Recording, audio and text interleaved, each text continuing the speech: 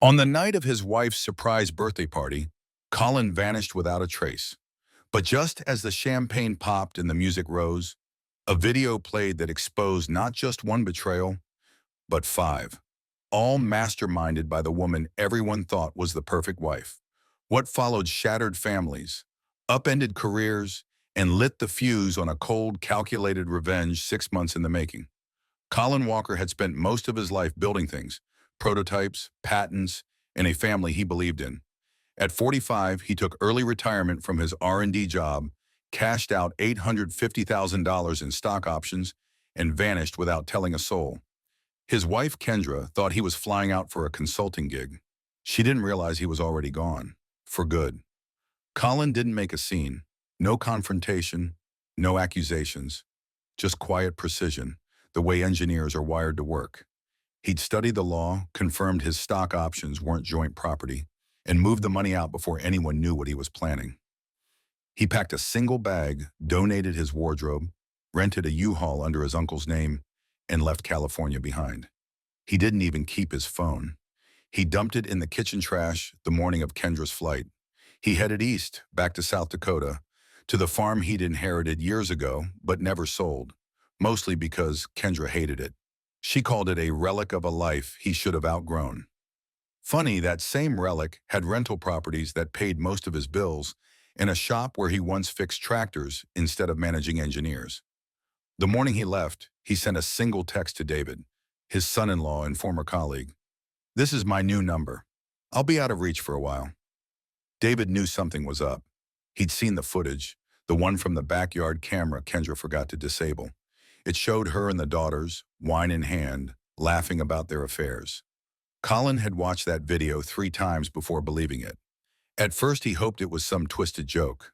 Then he checked the timestamps, matched them against business trips and anniversaries.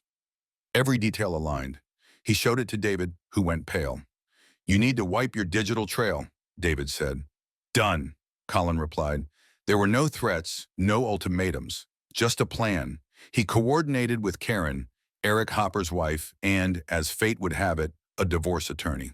When she learned her husband was one of the men in the footage, she didn't cry. She went to work, fast. She took Colin's case and started building her own. Kendra had no idea. She thought her biggest concern was throwing a perfect late birthday bash, something extravagant to make up for missing the actual day while she was in meetings with her boss, Eric, her lover. Colin had timed everything to that night. The party would be packed with friends, family, coworkers. The daughters would present a slideshow. The cake would roll out, and then the video would play on the big patio TV. The final gift. Colin left a note with instructions. No explanation. Just, play this at the end. Use the patio TV. He figured the guests deserved the truth. Kendra especially. The day he left, the roads were still quiet, the Midwest cold not yet fully shaken off by spring. He drove slowly, stopping in forgotten towns, sleeping in motels where no one asked questions. He didn't look back. What was there to miss? A wife who mocked him behind his back, daughters who mirrored their mother's contempt, friends who saw the surface but never looked deeper. All of it was noise. He didn't leave out of rage. He left to reclaim silence. The kind you only hear when you're alone in the middle of a field, where there's no traffic, no phones buzzing, and no one pretending to be something they're not. Colin didn't want revenge. He wanted the truth out in the open. What people did with it after that, their problem. But he knew one thing. By the time Kendra found his phone in the trash, it would already be over. She'd just be the last one to realize it. Kendra pulled into the driveway, already picturing the compliments she'd received tonight. Her boss, Eric, had spent 2 weeks lavishing her with attention, meals, massages, a rented villa on the beach. It wasn't love, it was escape. But she liked the control, the feeling of being wanted. Colin hadn't made her feel that way in years, or so she told herself. She didn't notice anything odd as she walked in, just the familiar scent of food, chatter, and laughter. The house was full. Daughters, sons-in-law, neighbors, and coworkers. Even Eric and his wife Karen were there. That surprised her. "Who invited them?" Kendra asked, trying to hide the tension in her voice. Her eldest daughter grinned. I did. Eric brags about you constantly. His wife wanted to meet the woman he talks about so much. Kendra laughed, flattered but uneasy. Karen approached with a calm smile, offered a handshake, and didn't blink. Kendra interpreted it as confidence, not calculation. At 8 p.m., the music lowered. The twins stepped onto the patio stage. One held a remote, the other a wineglass. "Mom, Dad couldn't be here tonight, but he left something for you. Said to play it after dessert." So, here it is. They turned to the big screen. The opening scene was simple. Colin sitting on a bench, smiling slightly. "Happy birthday, Kendra," he said. The crowd chuckled. Kendra smiled, waving at the screen like it was a Zoom call. "I wish I could be there tonight," Colin continued, "but sometimes life has other plans. Still, I didn't want to leave the year uncelebrated. After all, it's been quite a year." He listed the milestones: their daughter's wedding, their first grandchild, the anniversary trip they'd planned but never took. Then his tone changed. "Honestly, I thought we were making it back to where we started. Before the pretending. Before we became roommates who just happened to share a bed." Some guests shifted in their seats. The humor faded. Colin leaned forward on screen. "But then I found something." The video cut. Grainy footage from the backyard appeared. Kendra and her daughters, laughing, sipping wine.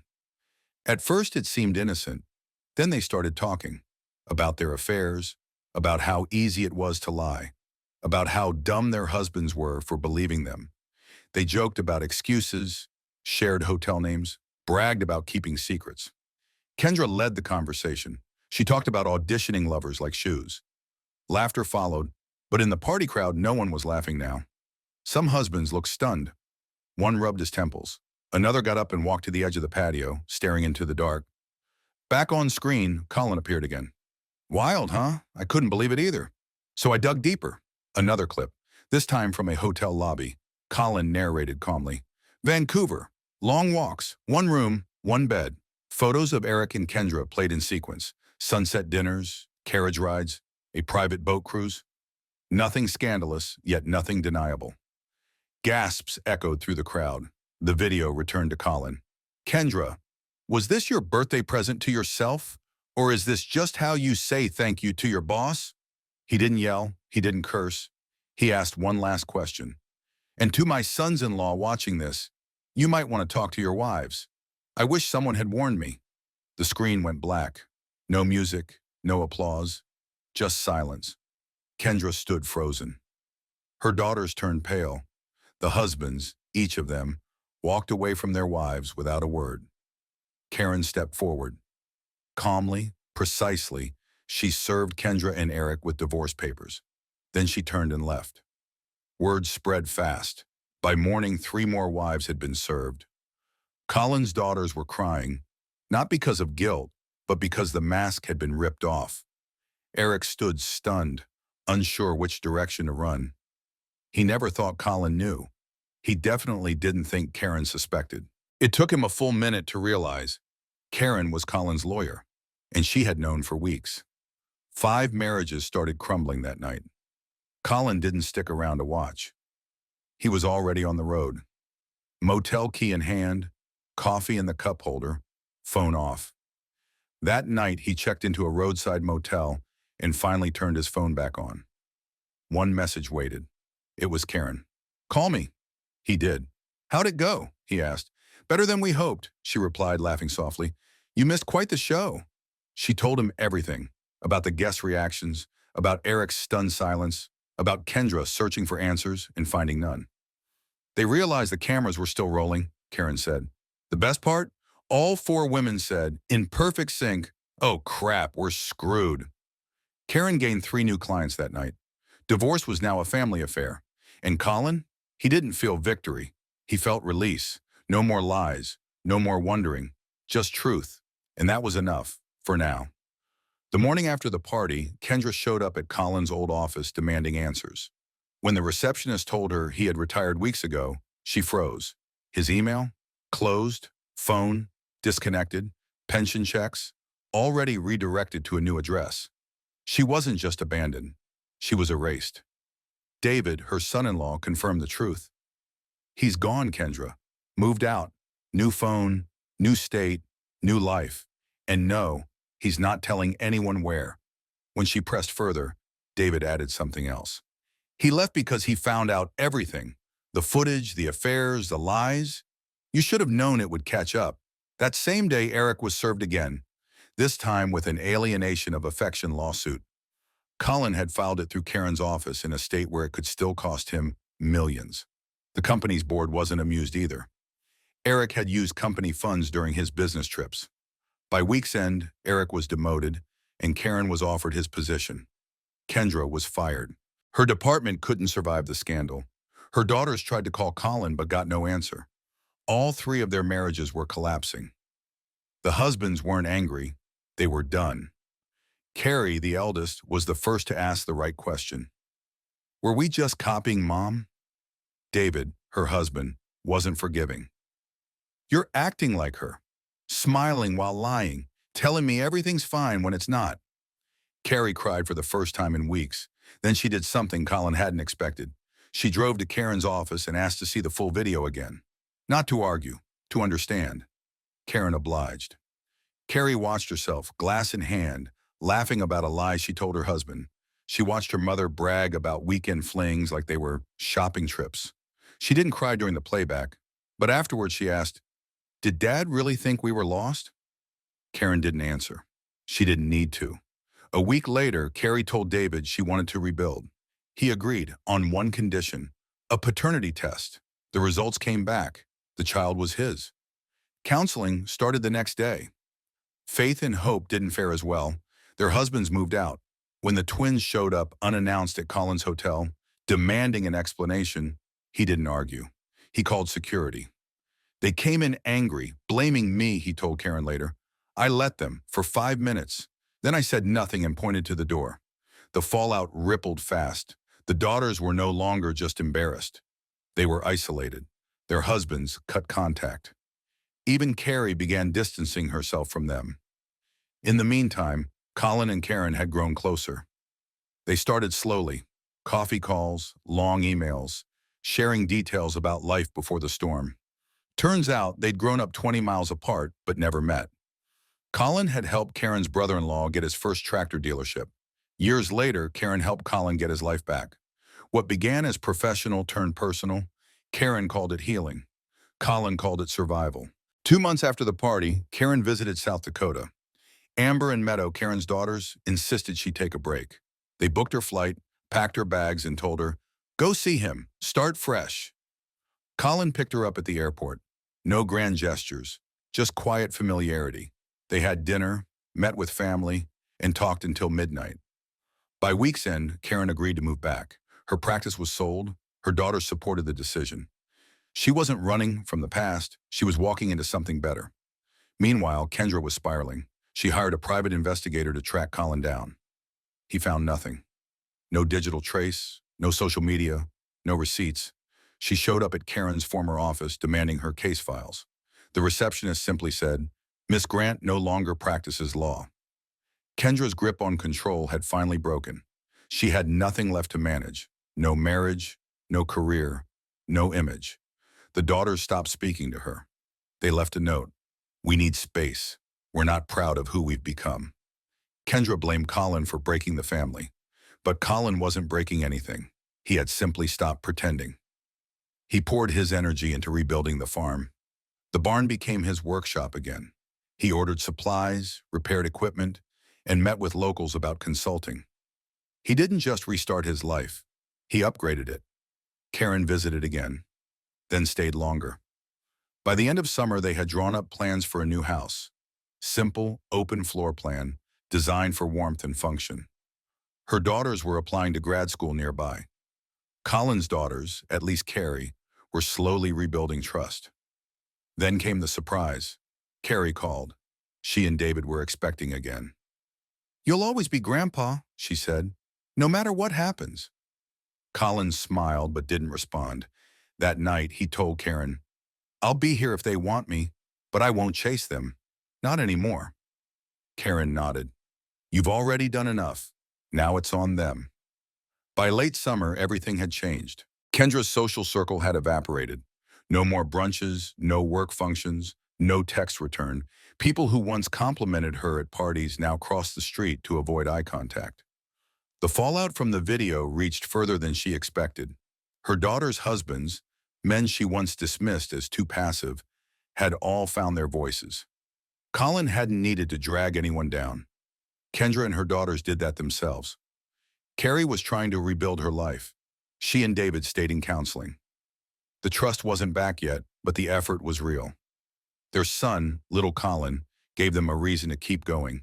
When Carrie reached out to Colin for the first time since the party, it was cautious. "I just want to say I understand now," she wrote. "What you did, it wasn't spite. You gave us the chance to choose better. I didn't, but I'm trying to fix it." Colin replied, "Trying is enough. Keep going." Faith and Hope weren't doing as well. After being kicked out of Colin's hotel for ambushing him, they spiraled into confusion. They had followed Kendra's lead for so long, they didn't know who they were without her. For a while, they doubled down, defending her, blaming Colin, pretending the collapse of their marriages wasn't their fault. Then something shifted. Carrie confronted them during a tense dinner. "You didn't just lie," she said. "You laughed about it. And when Dad left, you acted like he owed you something. What exactly did he owe you? A thank you for being better liars than Mom?" That conversation stuck. The twins moved out of Kendra's house and into a modest apartment near the school where they taught. It was the first time they'd done anything without their mother's influence. They stopped talking about modern values and started talking about honesty. Meanwhile, Karen officially moved to South Dakota. Her daughters, Amber and Meadow, enrolled in programs at the nearby university. Amber got into an MBA program. Meadow picked up a teaching job. Karen and Colin kept things quiet. No public posts, no big announcements. Just steady progress. The house was almost finished, the farm running again. Local mechanics sent referrals his way. People stopped by with engines that needed fixing and stories they wanted to share. One Saturday afternoon, while buying supplies at the grocery store, Colin and Karen ran into Kendra. She looked worn down. She didn't make a scene, but the tension was obvious. She approached slowly, arms crossed. "I'm selling the house," she said flatly. "Let the girls know. If they want anything, Carrie still has a key. They can come by when I'm not there." Colin didn't respond with emotion. "Karen has power of attorney. Tell her what you want left behind." Kendra looked at him, unsure whether to argue or walk away. She chose the latter. Karen and Colin didn't talk about it until later. "She's not angry," Colin said. "She's afraid. She's realizing this is permanent." Karen agreed. "You didn't just leave her. You removed her ability to manipulate anyone." That week, Colin's daughters met Karen and her girls for dinner. It wasn't perfect, but it wasn't hostile. Carrie had made it clear she was rebuilding, and they could join her or keep living in denial. Faith and Hope surprised everyone. They apologized, not with tears or long speeches, but by showing up and listening. They asked about Karen, about her daughters, about the farm. They even admitted something Colin hadn't expected to hear. "We believed Mom because it was easier," Hope said, "and we liked the perks, guilt-free weekends, extra attention, pretending we were in control." Faith added, "We called it freedom, but it was just selfishness." Colin nodded. "You're not the first to mistake one for the other." They exchanged numbers, small steps. The next day, they called their mother and told her they were done defending her. Kendra tried to argue. They didn't argue back. They just said goodbye. Karen's daughters, meanwhile, were adapting fast. Amber had started referring to Colin as Dad in private. Meadow followed suit soon after. Colin didn't correct them. It felt right. Then during a family barbecue, something happened. David arrived with little Colin, Carrie close behind. They ate, talked, laughed. Even Faith and Hope joined. For the first time since the video, all 5 daughters were in one place, on the same side. Carrie pulled Colin aside after dinner. "Whatever happens with me and David," she said, "thank you for giving us the chance to change, even if we didn't deserve it." Colin shook his head. "That's not how change works. Deserving it doesn't matter. Choosing it does." The following Monday, Kendra finalized the house sale. She didn't tell anyone where she was going. The twins didn't ask. Carrie didn't care. Her presence had become unnecessary. Kendra still hadn't hired a lawyer. She thought Colin would eventually cave, make peace. But peace wasn't coming from him. It had to come from facing herself. And she wasn't ready for that. Meanwhile, Karen and Colin finished moving into the new house. Simple layout, no clutter, open space, warm kitchen, and a long porch that overlooked the fields. Quiet, honest. The opposite of the life they had left behind. One night, as they watched the sun disappear over the barn, Karen turned to Colin. "You think they'll be okay?" she asked, referring to all 5 daughters. Colin didn't answer right away. "They've seen the truth," he said. "What they do with it, that's up to them." By the time autumn rolled in, the chaos had settled. Colin finalized his divorce from Kendra with minimal negotiation. He didn't push for more than what was fair. He didn't have to. Her reputation was in ruins, her career gone, and even her daughters had distanced themselves. She kept a portion of their assets, but Colin walked away with what he valued most: clarity, peace, and a future. Karen's divorce from Eric was tougher.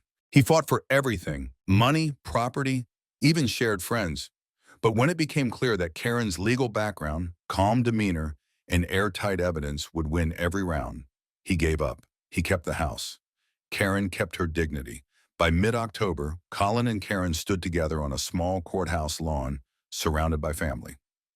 No fanfare, just vows, paperwork, and 5 daughters clapping in approval. Even David, now cautiously rebuilding things with Carrie, offered a quiet toast. That night, they celebrated like family. Not because everything was perfect, but because everyone was finally honest. The next morning, Meadow and Amber gave their mother a small gift, a note that read, "Congratulations. And by the way, we told Grandpa you're expecting." Karen laughed, then cried. At 48, she hadn't expected another child. Neither had Colin. But the news didn't shake them. It solidified their bond. A new start deserved a new life. They announced the pregnancy at a family dinner later that week. Even Faith and Hope smiled. Carrie hugged Karen tightly. "You've done more for this family in 6 months than most people do in a lifetime." Karen whispered back, "So have you." Meanwhile, Kendra learned about the marriage from a mutual acquaintance. Her reaction wasn't anger, it was defeat.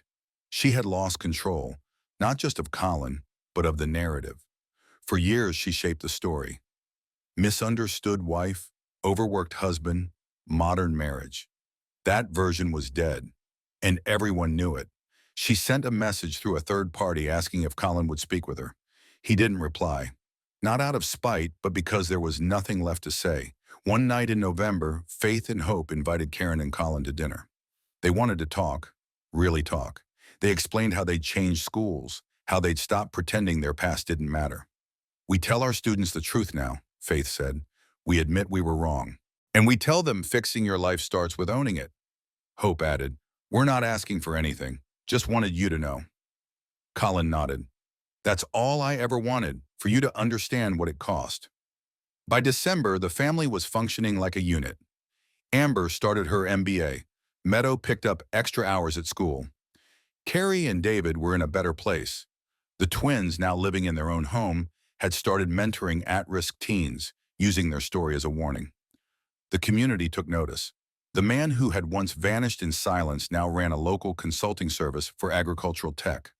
Colin's old company flew him in quarterly to test new models.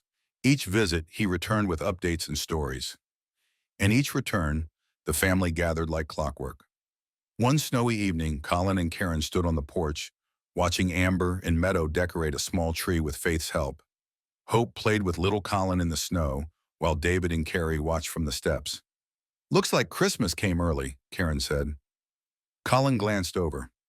"Not bad for a guy who started this year driving east in a U-Haul." Karen smiled. "You didn't just start over, you built something." He nodded. "We all did." Then he reached into his coat and handed her an envelope. "What's this?" she asked. "New deed," he said. "Added your name to the farm." Karen stared at him. "You didn't have to." "I know. That's why it matters." In the end, it wasn't revenge that rebuilt Colin's life. It was truth, delivered not with rage but with precision. His message had been simple. Lies carry consequences, and people don't get to rewrite the truth when they're caught.